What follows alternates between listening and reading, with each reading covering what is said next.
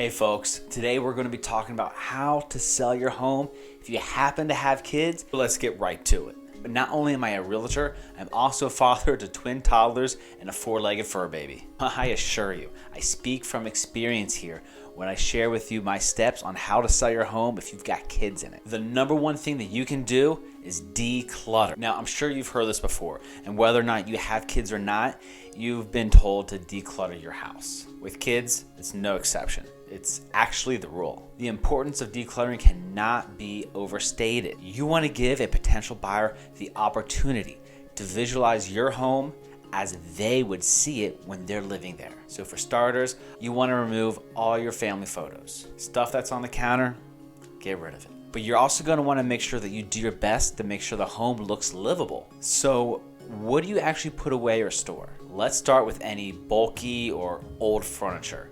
If you've got the ability to move it into a storage unit, I highly recommend that you do so. Any toys, stuffed animals, play sets that are inside, anything like that, especially if it takes up big, bulky space, you're gonna wanna get rid of that too. When I say get rid of, I don't mean throw it away. The attic is fine if you've got the space for it, or even better, if you have access to a storage unit, I highly recommend you use a storage unit because you're gonna wanna make your home look as spacious as possible. Any family photos, kids photos, artwork, finger paintings, things like that, you're also going to want to take those down. Because remember, you want any potential buyer to see themselves living in this home. Now, I'm sure you've got a beautiful family, but now is not the time to show that off. If you've got any of your kids' items on the refrigerators, like report cards, more finger paintings, anything, silly magnets, take those off too. Also, just random things that you collect. Somehow you just have stuff. Sporting equipment, footballs, lacrosse sticks, all those things. You're gonna want to put them away in storage. This can be difficult to do. To make this as easy as possible on your kids,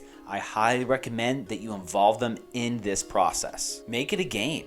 Tell them why it is that you have to put some of their stuff away. Believe me, it's so much better to do it that way than to have them wake up one day and see that half their stuff is gone. Because I assure you, that toy set that they never once played with, they're gonna realize once it's missing. And it's very important that you promise them that you're not gonna throw those away. Also, giving them choices is another great thing to do. Lay out a few toys in front of them and let them know that they're allowed to keep one toy in the household while it's being sold, and the others will have to be put away in storage. It's so much easier on everybody involved if you clean up the toys in increments. If you've got items that you actually want to donate to Goodwill or to another charity, involve your kids in that process. Share with them the benefits of giving to charity and ask them which one that they would like to give to those less fortunate. We all know it does feel so much better to give than it does to receive. If you already have a new house lined up before you sell your home, this is a great opportunity to bring your kids to the new house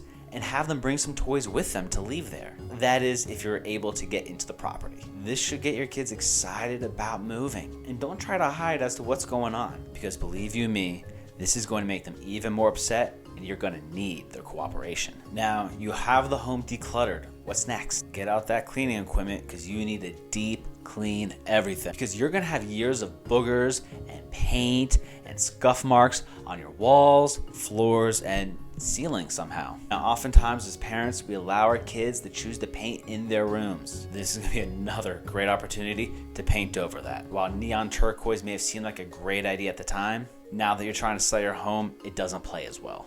Ideally, you paint these walls a light gray color.